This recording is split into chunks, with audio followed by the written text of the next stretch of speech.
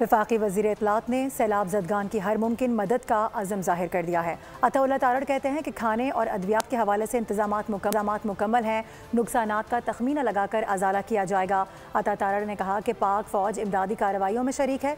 हमें एहसास है कि लोग इस वक्त मुश्किल में हैं। पूरे खित्ते में मामूल से ज़्यादा बारिशें हो रही हैं।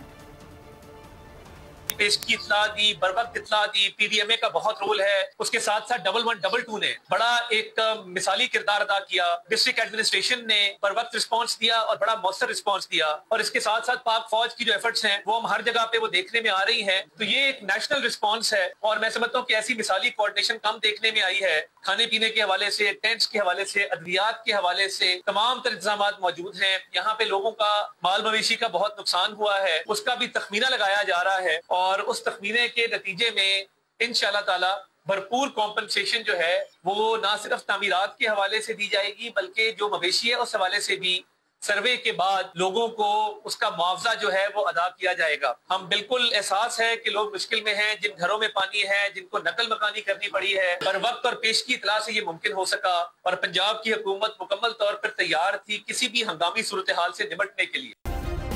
सब्सक्राइब करें और बेल दबाएं ताकि कोई खबर रह न जाए।